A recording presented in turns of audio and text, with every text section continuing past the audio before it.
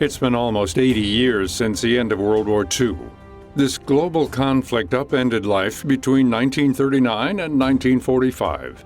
By its end, more than 418,000 Americans had perished. Today, we better understand this war by watching movies, reading books, and heading to museums that cover this period. But sadly, there are some groups that have been largely left out of the narrative. One of them is the extent to which African Americans contributed to the war. Did you know that around 1.3 million Black American men and women helped the U.S. win the war? Probably not. Historian and author Matthew Delmont says that many of these stories of heroic service have been swept under the rug and simply forgotten. He highlights the story of one man, Doris Miller, who was a U.S. Navy cook on the USS West Virginia. Doris Miller, he had no training on the ship's anti-aircraft guns. He helps to rescue a number of injured crewmates and then goes above board and uses one of these anti-aircraft guns to fire back at Japanese planes. There are other stories later in the war of Black messmen performing heroically, helping to save white crewmates aboard these ships. And so for me, those are really powerful examples of Black Americans who were assigned to pretty menial tasks aboard ships, but were still very much at war. They were still put in these combat situations. And when given the opportunity, they performed heroically. Matthew Delmont is a professor of history at Dartmouth College and an expert on African American and civil rights history. He's also the author of the book Half American, the epic story of African Americans fighting World War II at home and abroad. Through research for his book, Delmont uncovered first-hand accounts from hundreds of Black Americans that served in the military.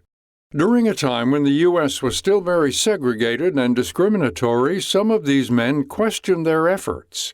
The title from the book is drawn from a letter that a man named James Thompson wrote. James Thompson was a 26-year-old from Wichita, Kansas, and shortly after the attack on Pearl Harbor in December of 1941, he sits down and writes a letter to the Pittsburgh Courier, which was one of the largest and most influential Black newspapers in the country.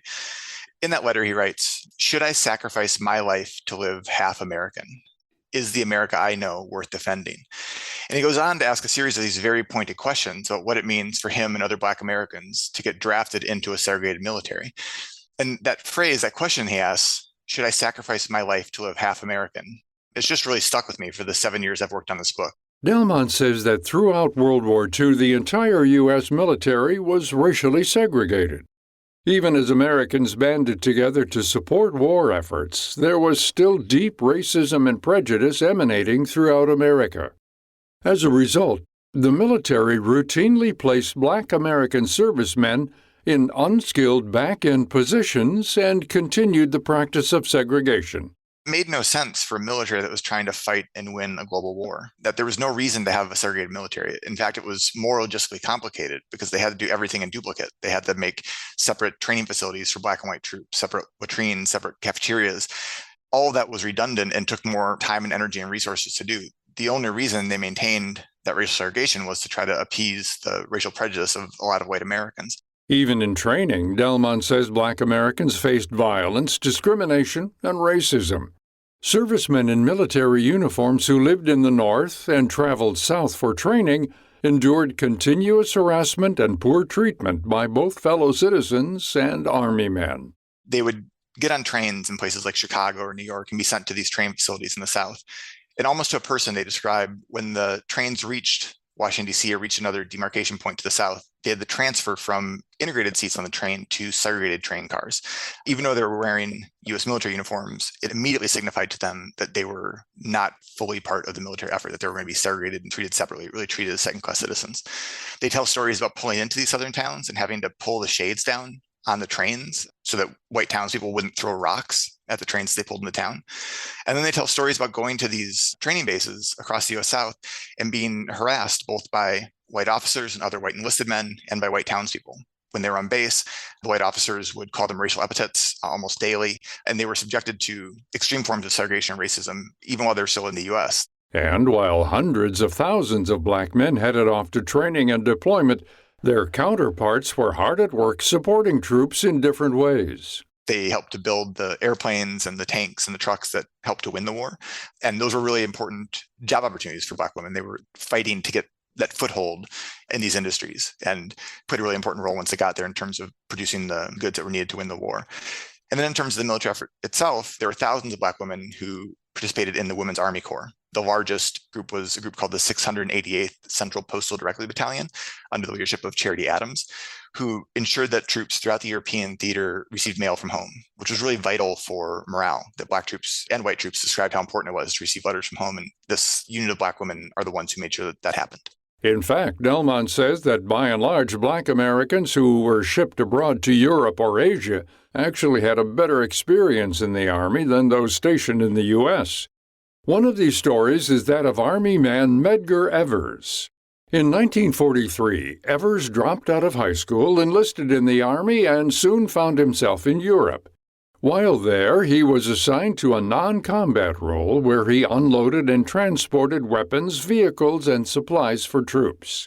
Medgar Evers describes staying with a French family for a week and it being the first time he feels like he's ever treated as an equal by a white person.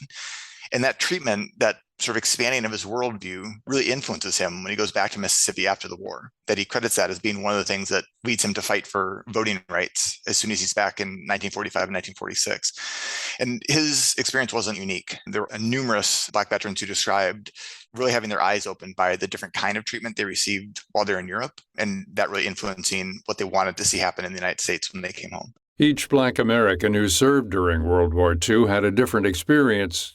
Delmont points out that one reason Black narratives are not as well known is because many African American veterans didn't want to reopen traumatic memories. They were so deeply troubled and upset by their treatment that they didn't particularly want to talk about it after the war. It was deeply, deeply hurtful to be asked to serve your country or to volunteer to serve your country and then to be treated in this way.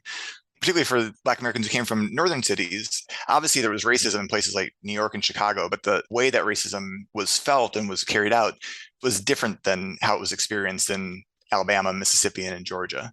The contributions of more than 1 million Black Americans who served in World War II were critical to America's victory.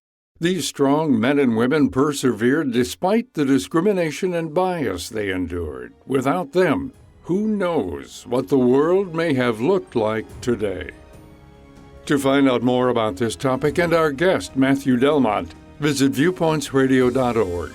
Also check out his book, Half American, available in bookstores and online now.